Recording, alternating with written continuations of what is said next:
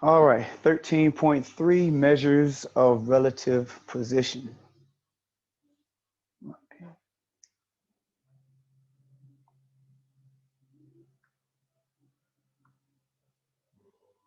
Write that a little better. Okay, measures of relative position. So the first thing we're looking at are z-scores. Your z-score represents the number of standard deviations that a data value is above or below the mean. So in other words, if your z-score is positive, then that would be above the mean. If your z-score is negative, that means it would be below the mean. That's why I put positive and negative under there.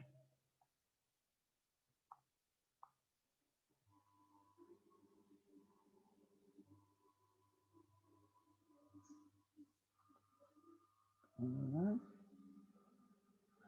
So the formula we will use to calculate our z-scores, and try to give you guys a chance to write that down before I scroll all the way up.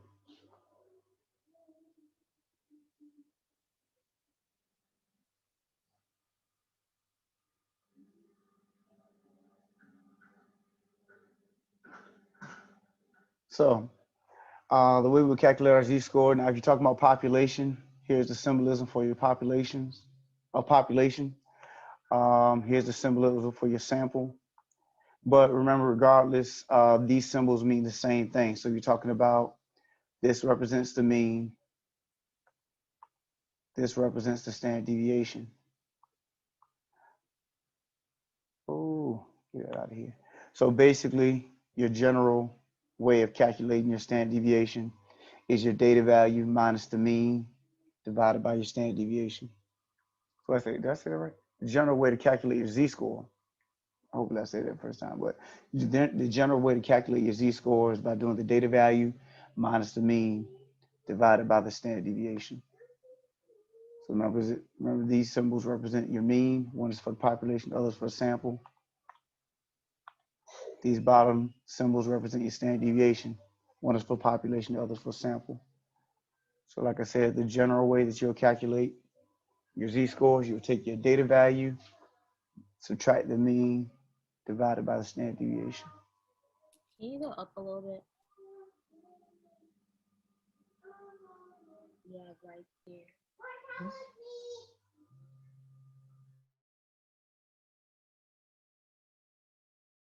Thank you. I'm good now.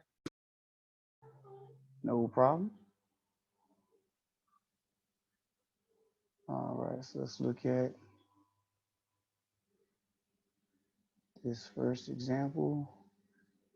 I can write that a little better.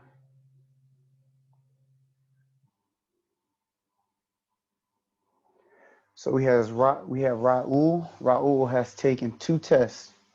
He scored 72 on the first test, for which the mean of all scores was 65 and the standard deviation was 8. He received a 60 on the second test, for which the mean of all scores was 45, standard deviation was 12.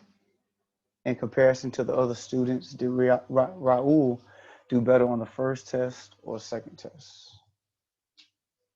So, give you a chance to write that down, and we'll look at it.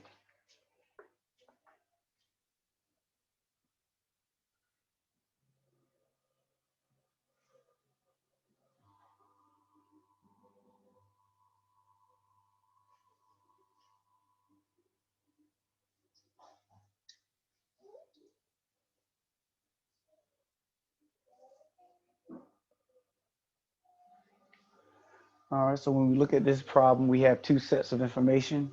We have the first test, in which he scored a 72, and the mean from all scores was 65, standard deviation was 8. Then we have a second test in which he scored a 60. The mean was 45, and the standard deviation was 12. So what we're going to do is take the first set of information, find the z-score, take the second set of information, and then find the z-score of that one. So that's what we have right here. First test in the purple. Data value was 72. minus 65, which was the mean, divided by 8 standard deviation. That gave me 0.875.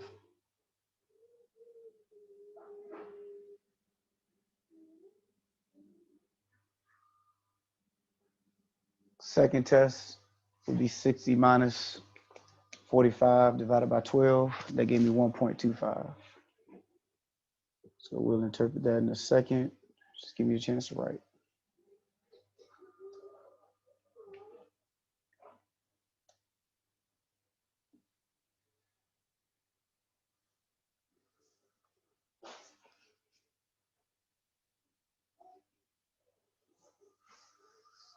All right, everybody okay so far? We took that data value that we were comparing, subtract the mean, divided by the standard deviation.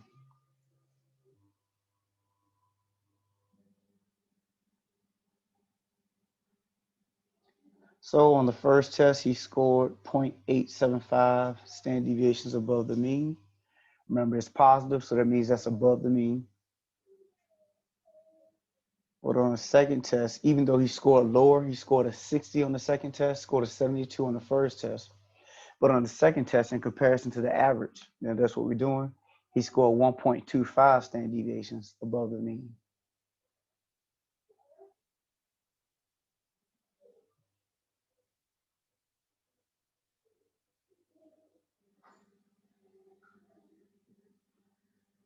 So in comparison to his classmates, he did better on the second test.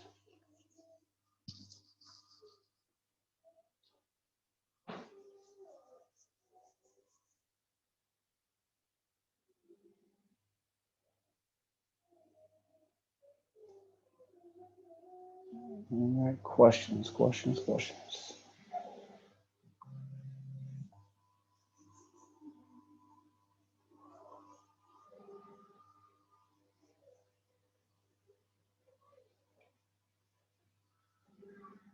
All right, anybody still copying that?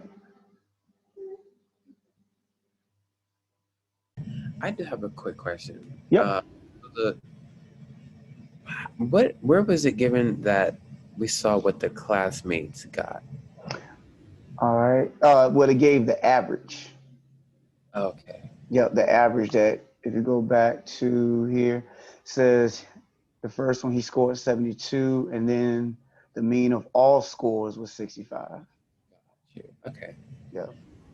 And then the same thing for here. The mean of all scores was 45. Yep.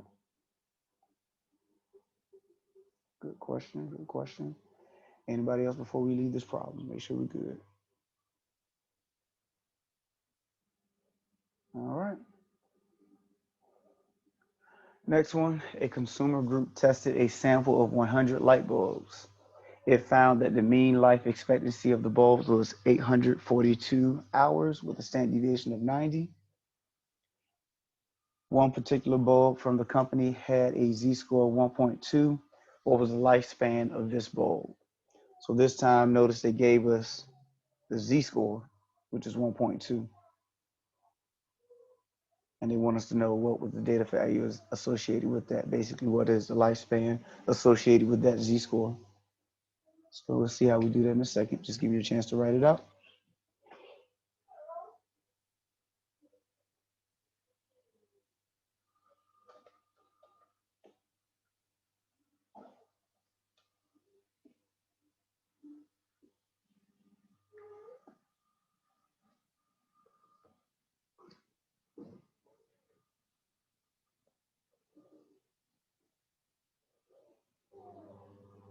All right.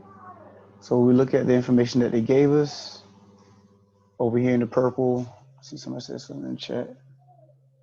Yep, that's not a problem. Just make sure you remind me before we close out. All right, so here in the purple, we see that we have the mean 842. Standard deviation is 90, that's what they gave us. And they gave us the z-score of 1.2. But they want us to find out what is the data value or the hours that is associated with the z-score. So this time X is unknown. So we take our z-score formula, plug in the pieces that we know, and then solve for the piece that we do not. So 1.2 for Z, 842 for the mean, and then 90 for the standard deviation.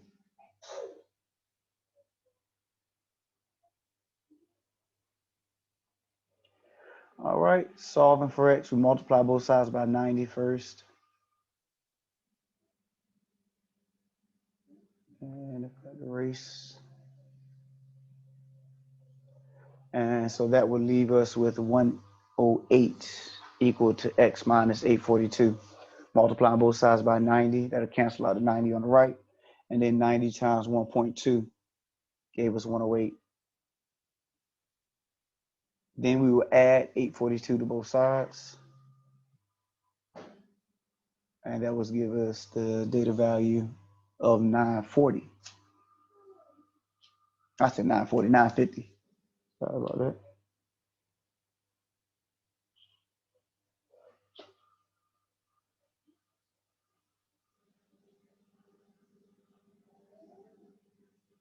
So that means the light bulb has a life expectancy of 950 hours.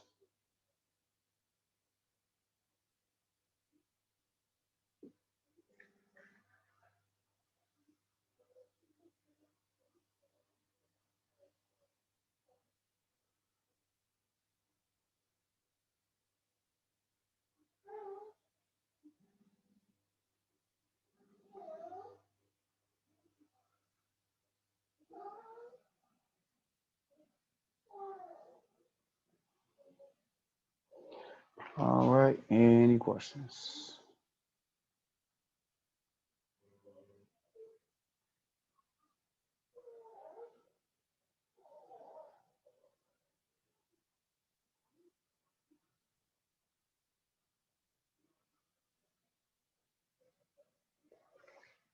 All right.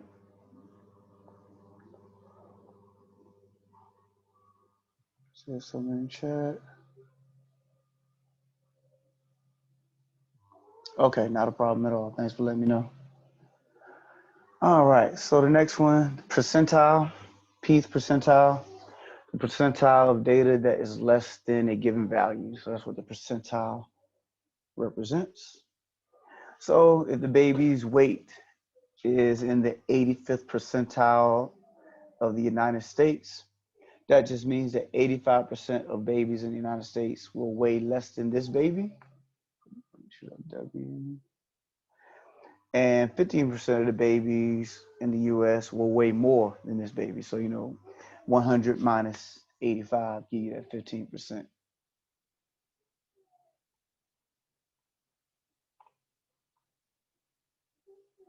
That's how you get 15 right there. So that's what percentile will represent for you.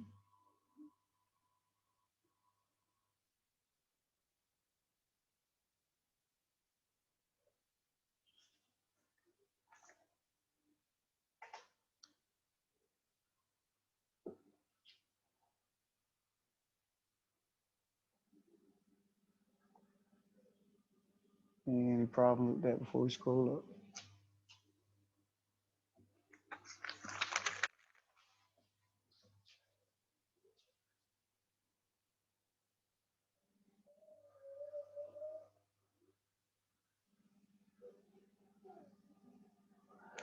All right, so to find the percentile of a given value,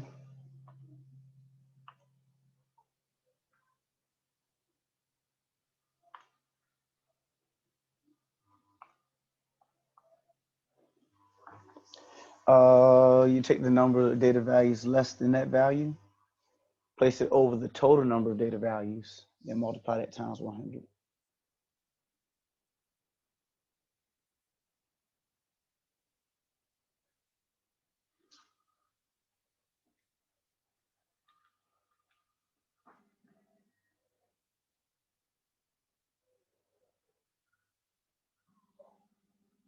All right.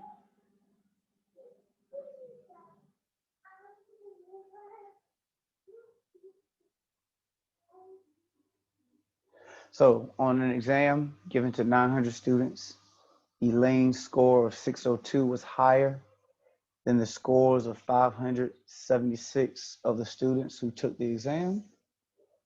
What is the percentile for her score?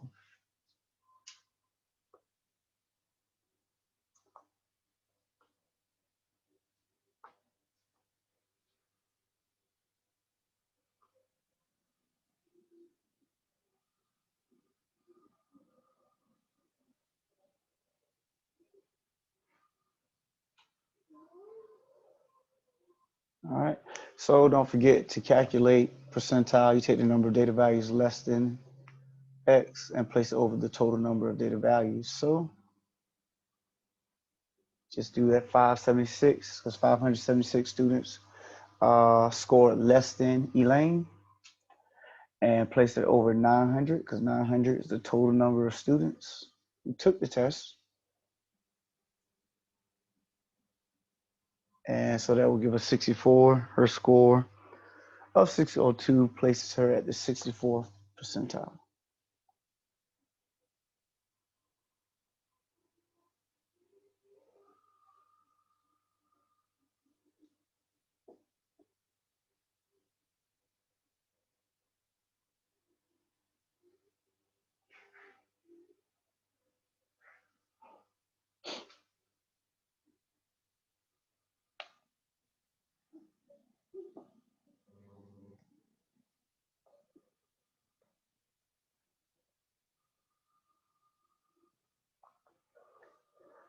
All right, questions. All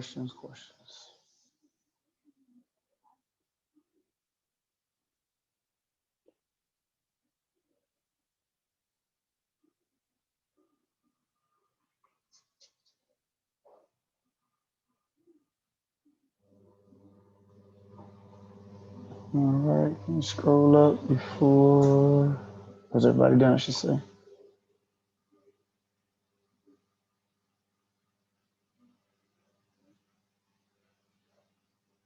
All right, so next thing, might be the last thing in the section, but next thing is data values, not data values, quartiles. There will be a data values that split the data set into fourths. Data values that split your data set into fourths. So you have your minimum and your maximum, which will be your bookends, smallest value, largest value. Then in between them two, you have your quartiles, quartile 1, quartile 2, and quartile 3. And once again, those quartiles will split your data set into fourths.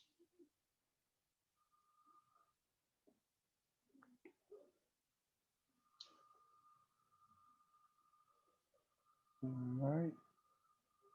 One.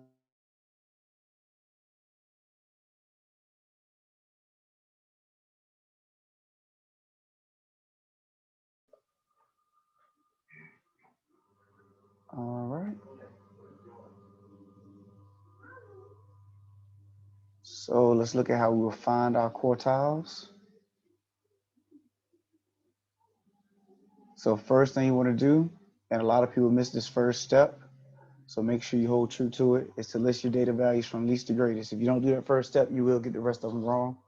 Always want to list your data values from least to greatest.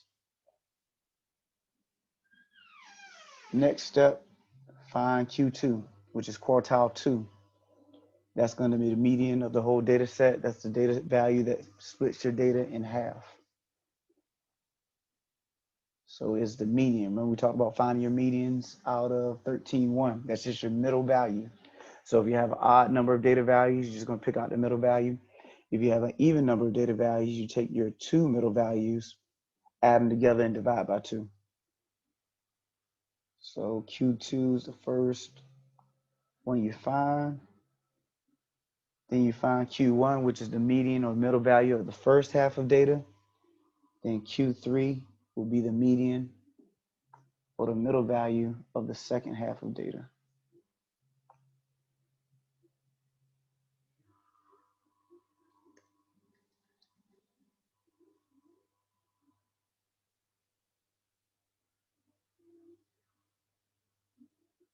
All right.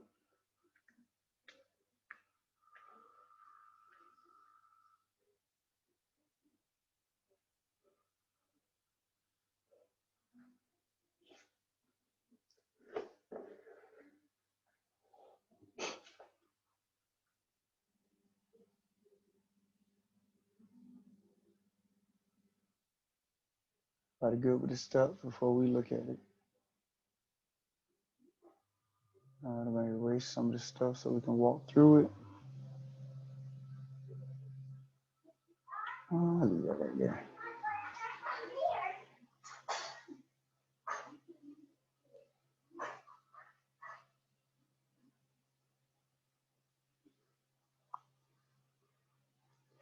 All right, so we have 25 data values here. I went ahead and listed them in order instead of writing them out of order, then rewriting them and list them in order.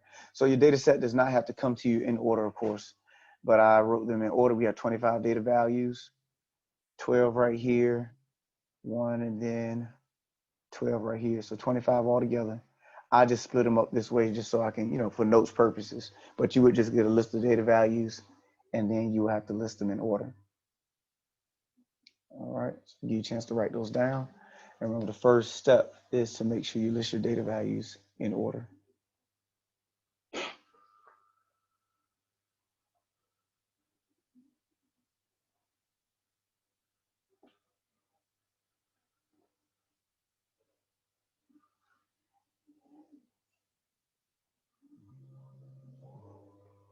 All right, so your first quartile that you will find is quartile 2. And remember, it is your middle value. Notice I wrote right here that we have 25 data values. So that means since we have an odd number of data values, we will have a middle value. And that's why I wrote this 43 right here like this. That is our middle value, 43. So that doesn't call for any calculation. Just know that we had a middle value and it was 43. And that's what we needed for Q2.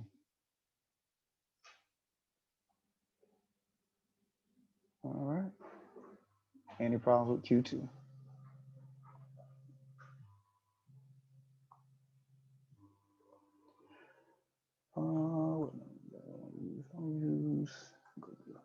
All right, so for the first half of data, we need to find Q1. So looking at the first half of data, I have 12 values in my first half of data, 12 values in my second half of data. So I have an even number. Remember, if you have an even number of data values and you want to find the middle value, or in other words, your median, you would take the two middle values. Here we have 39 and 39. Add them together, divide by 2. And of course, 39 plus 39 is 78. Divided by 2, you still get 39. But that's the process. You take your two middle values, add them together, divide by 2. That gives us Q1. And remember, that always depends on if you have an even number of data values versus an odd number of data values. All three of these are medians. So once again, if I had an odd number, let's say if I had 11 data values up here, then I would have a middle number. So I would just choose the middle number. But because we have an even number of data values, we have 12. You take your two middle values, add them together, divide by 2. Then we do the same thing for Q3.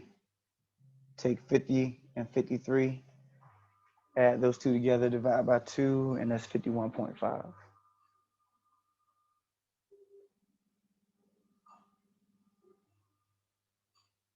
All right, and that's it for that. Those are our quartiles.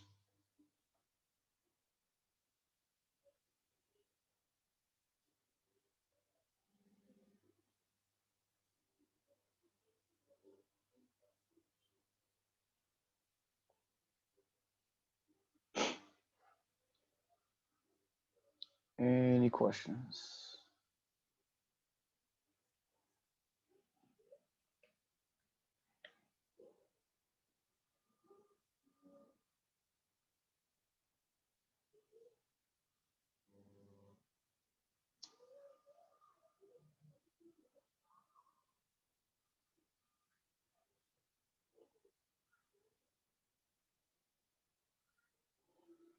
All right. Next thing, box and whisker plot, or sometimes called box plot. Just a tool to provide a visual summary of a set of data.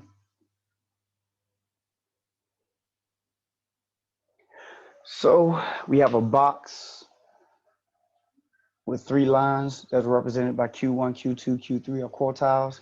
Then extensions from those from that box would be our whiskers, and they extend out to our minimum and maximum values.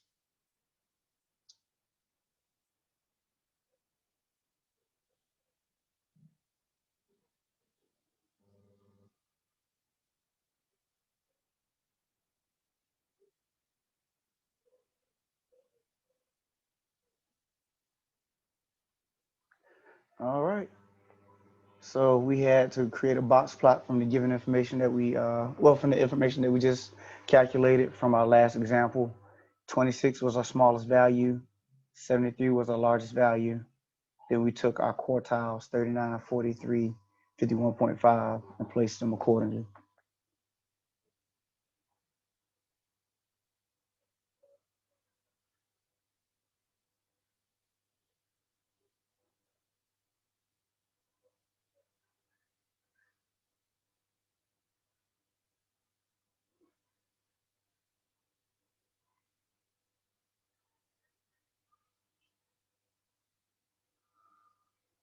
All right, questions? Any questions? Any questions?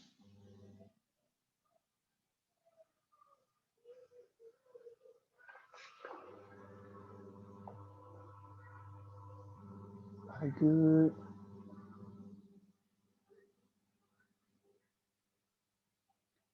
All right, one more type of diagram. Stem and leaf diagrams or stem leaf plot.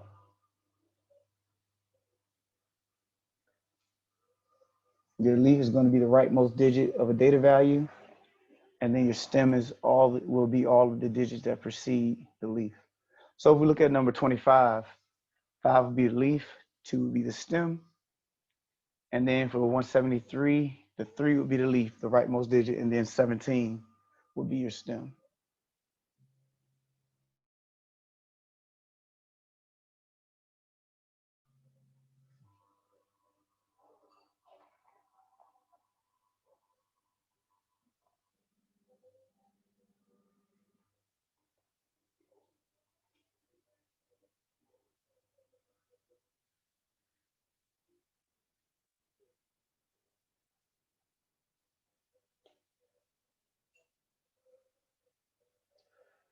All right.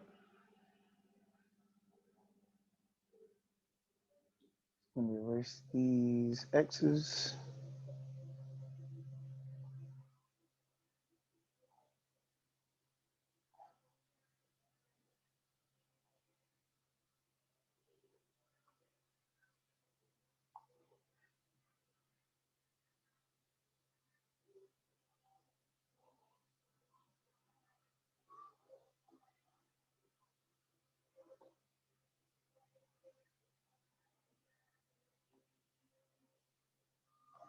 All right, so they give us this list of data, 65, 72, 96, 86, that's a 43, 61, we got 75, 86, all the way down the line, data values that we have, and we want to construct a stem and leaf diagram.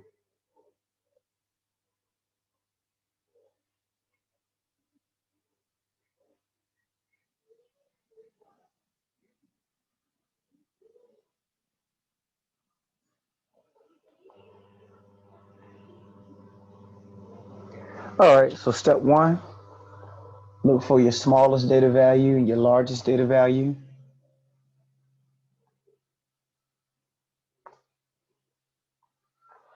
And so our largest data value, well, smallest data value is 43, largest is 98.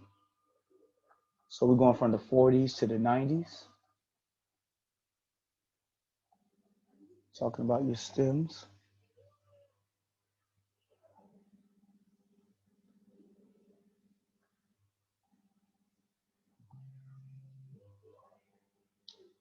All right, I'm gonna erase this stuff so we can walk through it.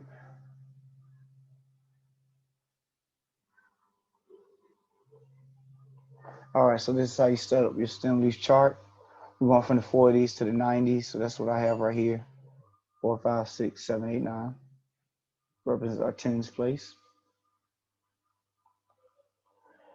And then from there, starting with 43, we can go to 98, and we're going to use our digit that's to the our rightmost digit, and place it in the row where that tens place is. So we have 43, so a 3 should be right here. And then I think we have another 40, then we have 49. So then you put 9. Notice we don't have any 50s. Don't see any 50s. So you would not put 0 here because that represents the number 50. You would just leave it blank. Then you would go to your 60s. We got 61. See, I see 65, 68. So that'd be 5 and 8. And the other 60s don't look like it. So now we're looking at our 70s. That'd be 72, 73. I see 75, 74, 75. 75 is twice, so you write the 5 twice. And I see 78. All right. Then we go to our 80s. I see 84. 86 is twice. Missed 85. Normally they're written in order, but you know, we'll be all right for this explanation. So I see 86. Did I write that twice? Yep. So 86 shows up 3 times.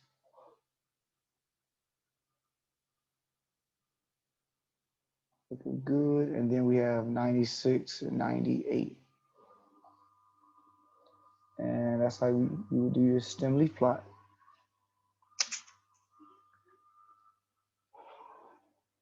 All right, so each value that you see should be represented in the stem leaf as a single digit. Questions on what we did. Make sure we're all right.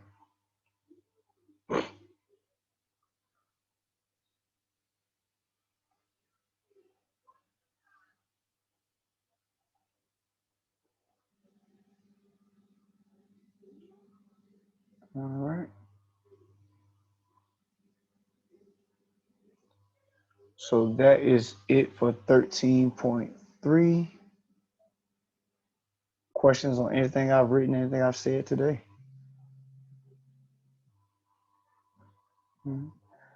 Next class, we're going to get into 13.4, and that is our last section as far as new material is concerned.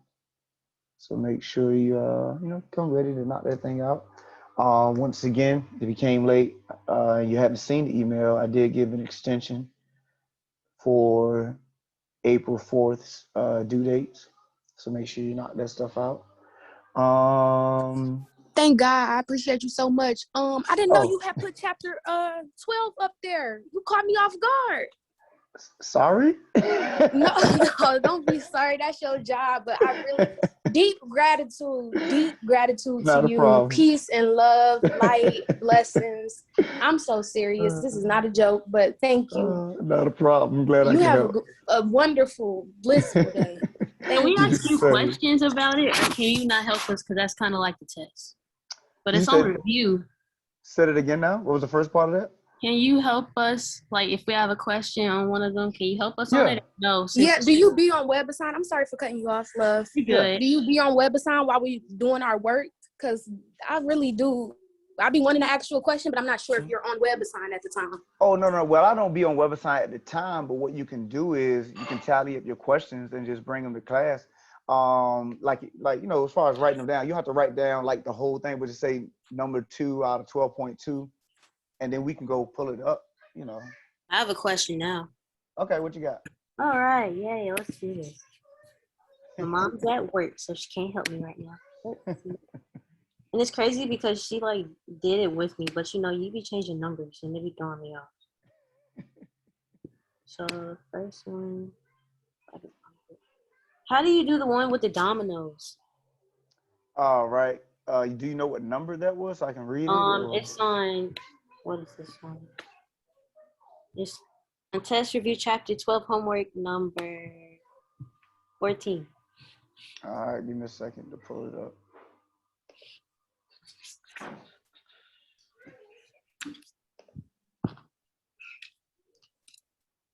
Oh, did I pull up the wrong one? Yeah, I hit the wrong button. Someone said something in the chat.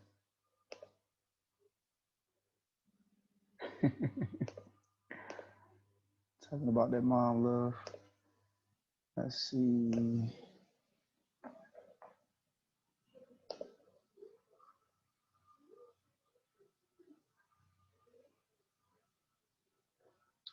All right. So which one now? You said 12-2? What section? It's the test review. Oh, So test review. just say 12. And then number 14. So your mom good in math, huh? She loves it. So like if I be struggling, she'll be like, okay, it'll be making her day. And she just be like, look at me remembering all this. That's cool. So let's see. Okay, why did my share not pop up? There we go. So making sure that this is the problem that you are referring to. Okay, there we Yes, go. that's it. All right, so it says 2 regular 6-sided dice are tossed. Compute the probability that the sum of the pips on the upper faces of the 2 dice is the following. Okay. All right, so let's go back to the notes. So first thing you want to do is establish your sample space. Whenever you're dealing with probability, the easiest thing to do is establish the sample space first. That way your event can feed off of all of your options. So when we're dealing with our 2 dice, the total number of outcomes possible is going to be 6 times 6, which is 36. That's because there are 6 faces on die 1, 6 faces on die 2. So that's where those numbers came from. All right. And that's our bottom number.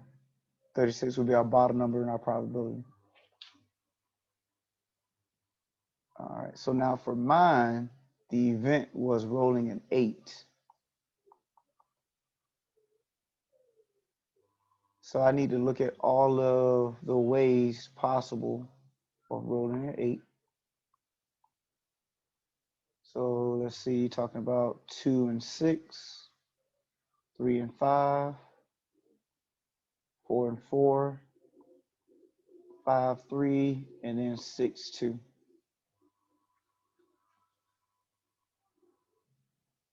And that means that the number of my event is going to be 5. I have 5 different ways I can roll an 8. All right, so you good with so far? You straight? Yep. All right. So now if you want to know the probability of rolling an 8, you just place the 5 over 36. That's it.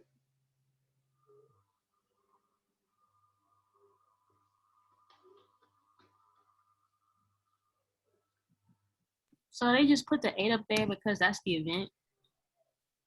Yes.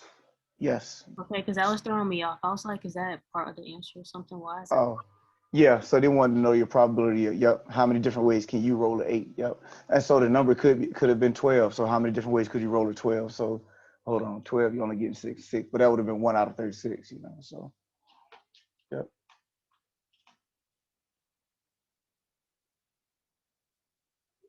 All right. Anything else, anybody else before we close out today? So next class, we're going to do just 13.4. So if you have any more questions, you can bring them on next class as well. Somebody said something? Number 23 on the test review. 23, let me see what 23 is. All right. Test reviews aren't mandatory, right? Nope, they are Okay. not. Nope, you are good to go. All right, so it says, suppose you ask a friend to randomly choose an integer between 1 and 10 inclusive. What's the probability that the number will be more than 5 or odd? Okay, so the sample space, we do it like this. They established our sample space was 1 through 10. So I mean the number of outcomes in my sample space is 10, because the numbers 1 through 10. So our event is, let me go back, make sure I got the wording right, more than 5 or odd. Matter of fact, let's do it like this. We want to know the probability of more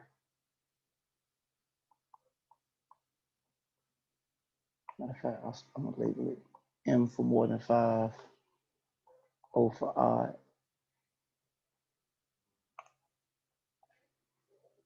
So the number of outcomes, numbers that are more than 5, we're talking about 6, 7, 8, 9, 10. Odd numbers, we're talking about 1, 3, 5, 7, 9.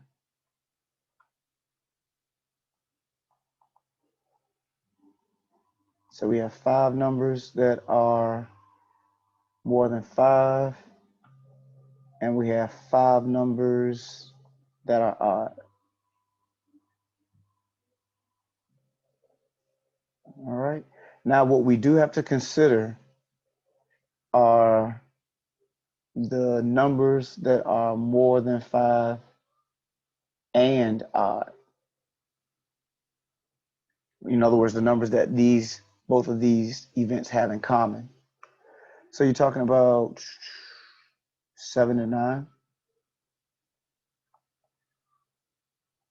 more than 5 and odd.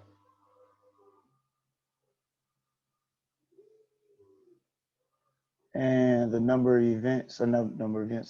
of outcomes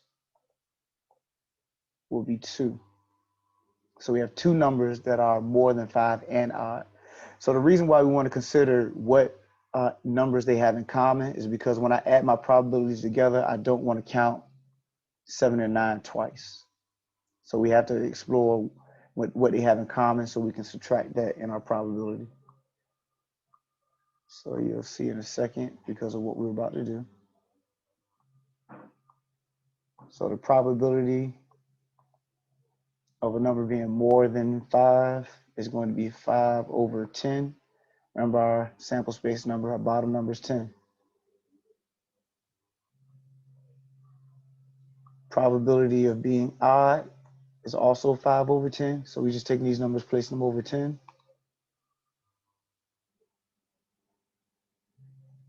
Then the probability of being more than 5 and odd will be 2 over 10. And that's this number right here.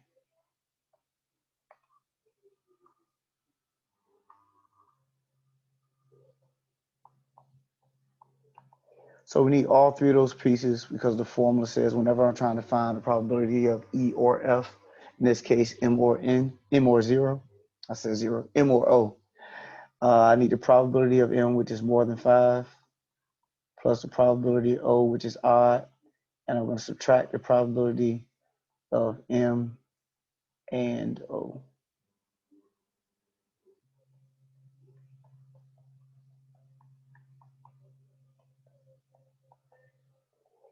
All right, so before I go any further, make sure we're okay.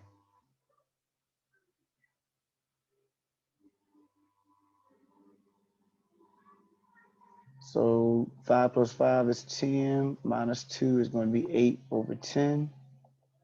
Then reduce that by 2, that'll be 4 over 5.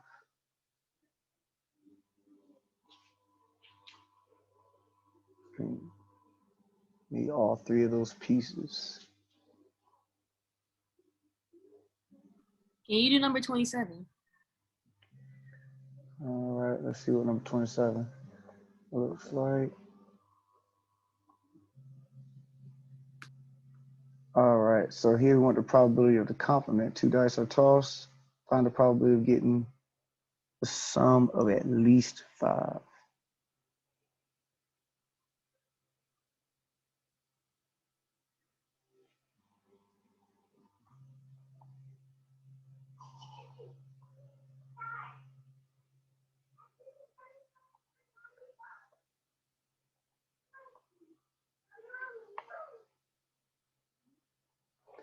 All right, so we rolling 2 dice, and we want the probability of the sum of at least.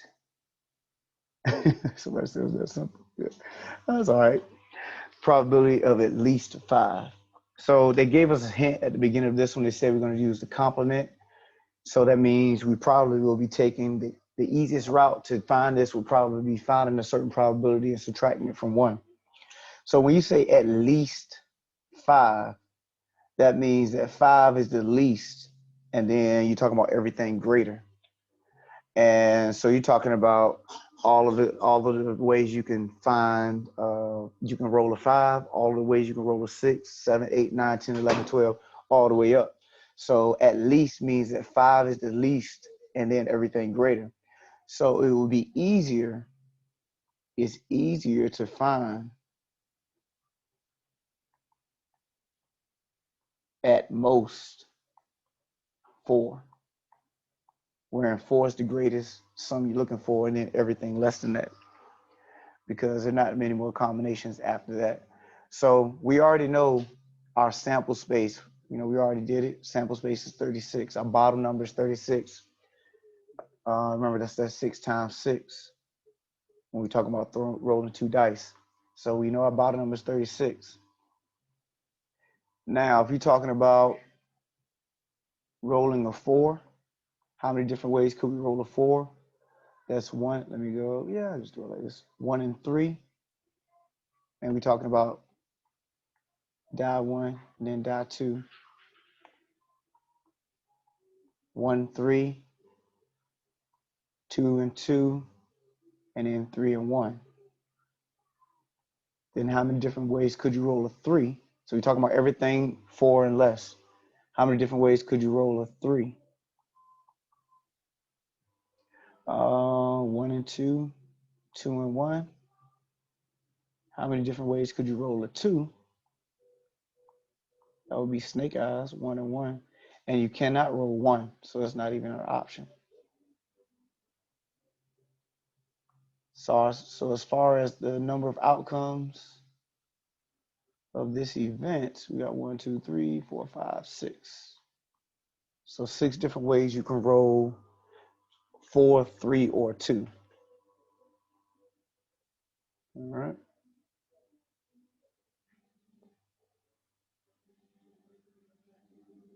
So now the probability, and I probably should have, that's all right. So we're looking at most 4. That's going to be 6 over 36. And remember, this represents at most, rolling at most a 4. Now the complement, or the opposite of this, is going to be at least 5 and greater. So now to find the complement, I will take that and subtract it from 1, which is 36.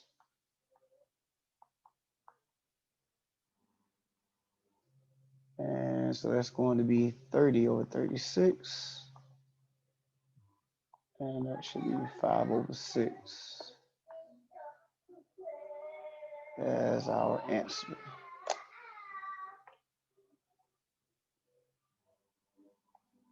So whenever they say or mention something about the complement, this will probably be something that you have to lean on, doing that 1 minus the probability that you find. So And if it said the probability of getting the sum of at least 4, that means we would do 3 and down for the dice rolls thing. mm-hmm. So would the base be 16? How'd you get 36? You did 6 times 6. 6 times 6, because there's 6 spaces on die 1, 6 spaces on die 2. So Oh, just 6 so would times that be 6. 36 for 4 too? Yes, it will always be 36, unless they tell you that your die has a different face than 6. Whenever you roll those 2 dice, if they say 2 fair dice or whatever, it's always going to be 6 times 6, which is at 36 for your bottom number. Yeah. So that 36 had nothing to do with, whether it was at most 5 or anything like that, at least 5. All right. Anything else? Can you do number 10? All right. Number 10, where is it? 5 country music bands and 3 rock bands are signed up to perform at an all-day festival. How many different orders can the band in the following conditions apply? There are no restrictions. So we have five. I have 5 country and then 3 band rock.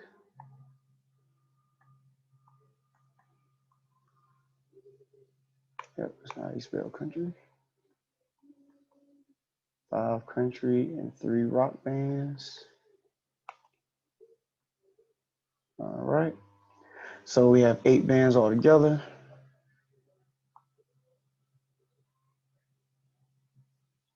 8 in all. And the first one is there are no restrictions.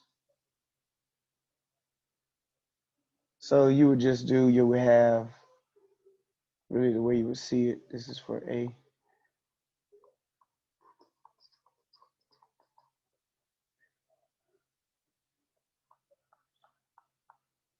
So we have 1, 2, 3, 4, 5, 6, 7, 8. So we have 8 bands altogether, and we're talking about each box representing the they're trying to apply. Let's see.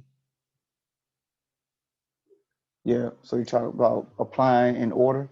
So it doesn't matter which one. So in the first one, you have 8 choices. Then once that first band applies, then it's 7, then it's 6, 5, 4, 3, 2, 1. So all you're doing is like in each slot, you putting in how many options you have as far as bands are concerned to apply in that order. So for your first time, for the person or the band applying first, you have 8 bands that could do so. Once that first band applies, that first band can no longer apply for a second, second time. So then when you get to second spot, you have 7 bands that can apply. Once that band apply, you get here, 6 bands left, and so on. You keep going down the line. And then you multiply all those together. Let me see, where's my, I guess I gotta do it shortly. Went the wrong way. And I get 40,320 as the answer. You multiply all those numbers.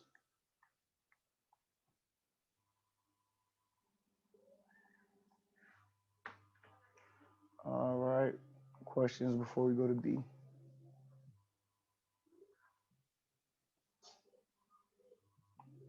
Stay with green, because I'm gonna go different colors. All right, so the next one says all the bands of each type must perform in a row. All right, so we have 5 country bands and then 3 rock bands.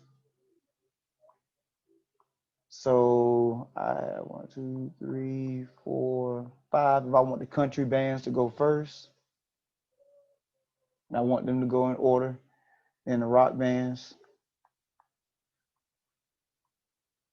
to go after them, but I want them to go in order. But then I'll do my countdown: 5 bands, 4 bands, 3, 2, 1, and then 3, 2, 1 here. Those are the numbers I'm going to multiply together: 5, 4, 3, 2, 1 times 3 times 2 times 1. So you're always multiplying the number of options that you have. So 1 times 4 times 3 times 2 times 1. 3 times 2. That's going to be 720. All right, but we're not finished here because also you have to explore. So this first option right here is the country bands went first and then the rock bands. But then you have to do or explore the rock bands going first and then the country bands going second.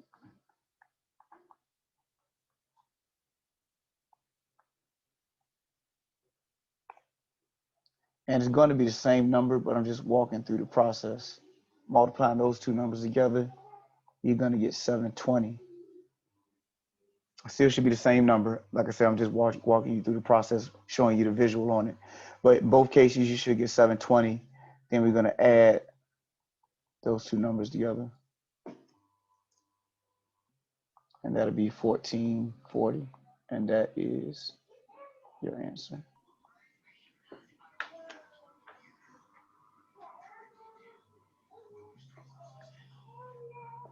right. Problems, any problems?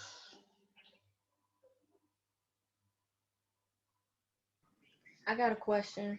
Mm-hmm. Can you look at 13.3 question 1? Hold on, we just went over 13.3. I know I'm finished everything else. Well, you gotta give yourself a chance to get in there. That's what I was doing when you was figuring out, like, helping everybody else. I went in and tried to do it, and I keep getting the wrong answer. All right, so 13.3, you said number 1. Yes. All right, let me see what you got going on here. All right, data set has a mean, 330, 39, 33, standard deviation. Find the z-score. Now, well, give me your numbers. Let's see what you're doing. My numbers may be different than yours. Hold on. All right, so what's your mean?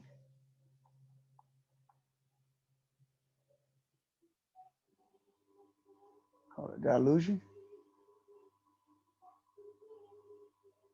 Can anybody else hear me? Oh, I can. My bad. I Oh, had my okay. mic muted. Okay, cool. My mean is 4002, All right, and my deviation is 102, all right, and A is 3840. okay. B is 4200. Oh,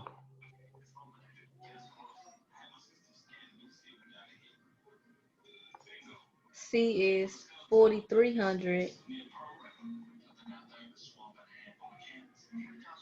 and D is 4030. all right. So did you get any of them right? No. Okay. So let's look at this first one. Hold on. So really, I think if you get the first one right, then you'll be okay with all of them. So the z-score formula, and make sure that's what we're looking for, says round each. Okay, just making sure. So z-score formula is going to be this for us. So we're going to take 3840 minus 4002 divided by 102.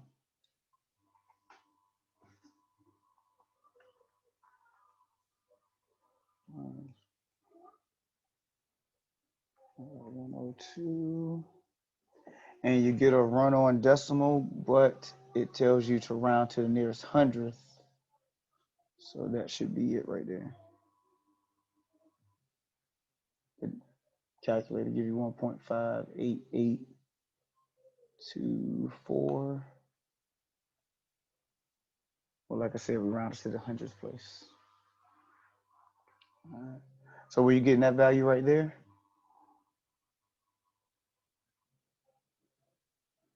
No, I had got something totally different. I think I was doing the formula wrong. Okay.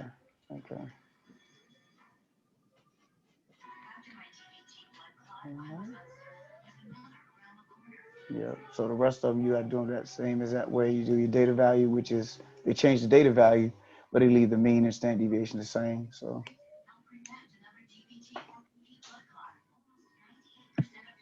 Thank you. yeah, not a problem. All right. Anybody else before we close out and I go to this next class? Everybody good? Everybody straight? I have a question. Uh-huh. Class don't end till 3. We have 30 more minutes. Oh, but now what we ain't gonna do is me doing all your homework. Don't trip. No, this is my last question. Uh-huh. Now what you got? Number 11, back on chapter 12 test review. All right, let me get to it. That's 13.3. Hold up. She said number 11. All right. Committee of 6 people is chosen from 7 women and 7 men. How many different committees are possible that consist of 3 women and 3 men? So we have 7 women. I don't like problems like this because they give you all the same numbers. All right. So you have 7 women, 7 men, and yep. So And we want to choose a committee of 6.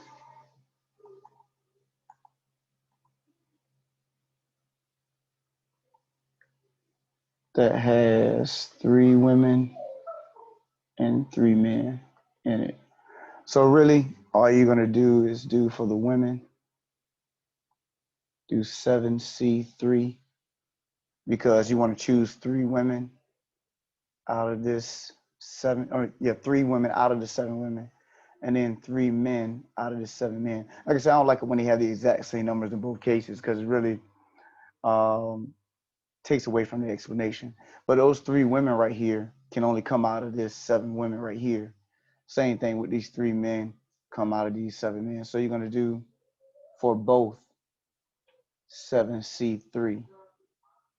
And that option should be in your calculator. It's your combination. Let's see. Where's my math button? Well, I guess I have to go to this one. Where's my math button?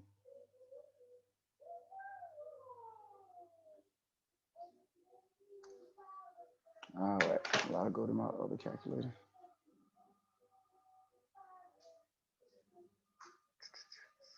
So we got 7C3, that's 35. And so that'd be the same for both. And then you multiply those 2 together.